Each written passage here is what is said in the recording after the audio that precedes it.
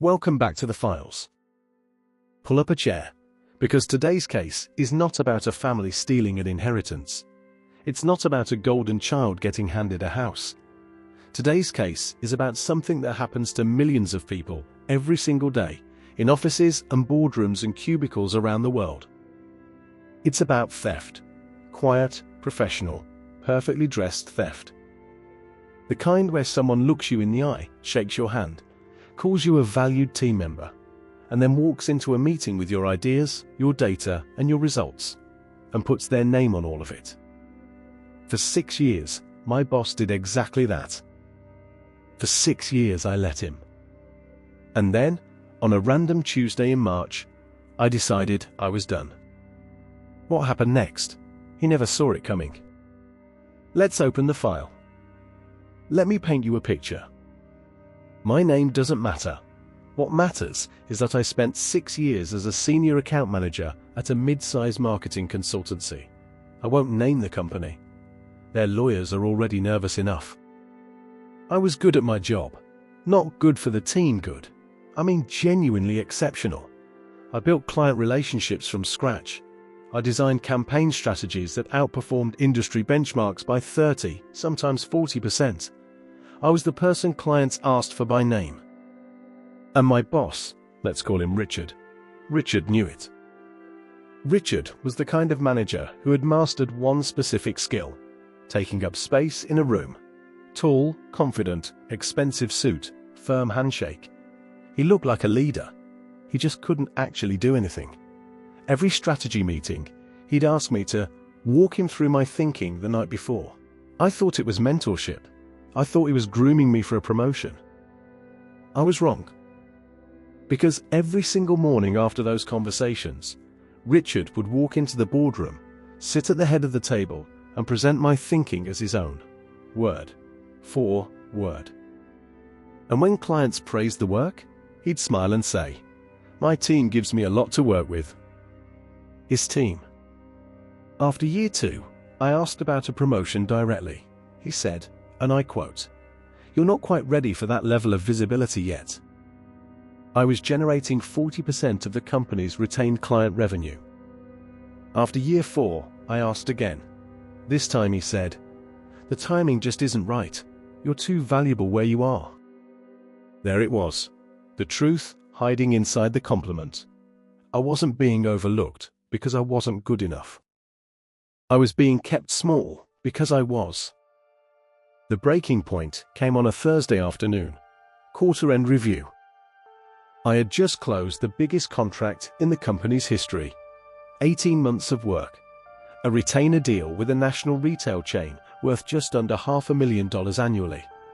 I had built that relationship personally, from a cold email to a signed contract. I walked into Richard's office that afternoon, expecting, finally, to have the conversation. Title change, salary adjustment, something real. Instead, Richard leaned back in his chair, smiled and said, "Great work facilitating that deal. I'm going to be presenting the strategy breakdown to the board next week. I'll need your full notes by Friday." Facilitating. That was the word he used. Facilitating. I sat there for a moment, very still. And then I asked, calmly, what my role would be in the board presentation. He blinked, then he said, "Your role is to make sure I have everything I need to represent the account correctly." I want you to feel that sentence. I had spent 18 months building that account. I had flown to their headquarters twice at my own scheduling expense. I had rewritten their entire brand messaging framework, and my role, according to Richard, was to hand him my notes so he could stand in front of the board and accept the praise. I said, very quietly, "I don't think I'll be able to do that, Richard." He laughed. Actually laughed. "Excuse me?" "I won't be providing those notes," I said, "but I'd like to schedule a formal meeting to discuss my compensation and title, given the revenue I've generated this quarter." The laugh disappeared. He straightened up in that expensive chair and said, "I'd be very careful about the position you're taking right now." That was his first mistake. I walked out of that office, and I made a decision. I wasn't going to argue. I wasn't going to escalate to HR. Because here's the thing about workplace theft. It's almost impossible to prove internally when the thief controls your performance reviews. So I did something else. I started documenting everything. Every email where I had originated an idea, every client communication sent under my name, every strategy document saved to my personal drive, which legally I was entitled to, because my contract had a clause specifying that client relationships initiated by an employee remained partially portable. I'd had a lawyer friend review my contract 18 months earlier, just in case. Just in case. Then I did the thing that made Richard's face go a color I don't have a word for. I resigned. But not just me. Over the previous 4 weeks, quietly, professionally, I had reached out to my top 8 clients, the ones who called my phone, who sent my name in their internal referral emails, who had told me, more than once, "We work with this agency because of you." I explained that I was starting an independent consultancy. I explained what that would mean for continuity of service. I didn't badmouth Richard. I didn't badmouth the company. I just asked if they'd like to come with me. 6 of the 8 said yes, immediately. 2 asked for a week to review their contracts. On the morning, I handed in my resignation letter. Those 6 clients had already signed letters of intent with my new LLC. Richard read my resignation letter, and then he looked up at me and said, "You can't do this." I smiled. My contract says otherwise. I had it reviewed. The color, I still don't have the word for it. Now, here's where the internet detective element kicks in, because Richard did not accept this quietly.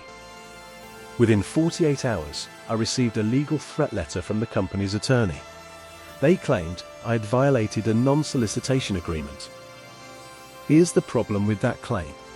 I had read that agreement carefully, and the non-solicitation clause, standard boilerplate, applied to clients I had been assigned to through the company's existing portfolio. It said nothing at all, about clients I had originated and developed independently. My lawyer sent a 4-paragraph response.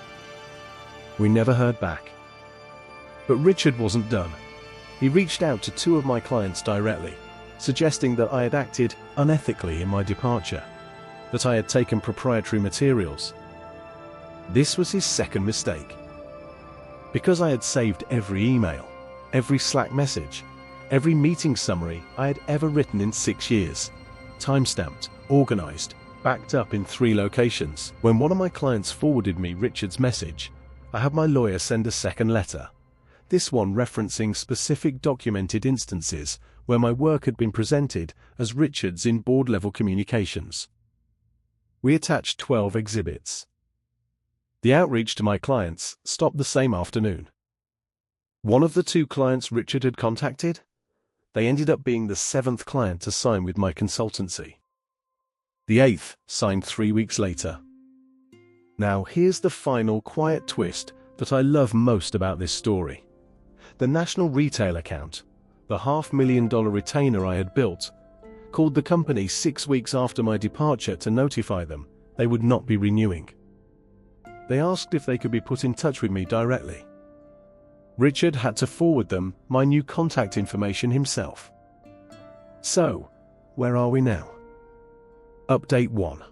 My consultancy closed its first full year with 9 retained clients and revenue that tripled my former salary. I hired 2 people. One of them is a former colleague from Richard's company, who reached out after hearing what happened. Update 2. Richard was quietly let go 8 months after my departure. 3 clients had followed me.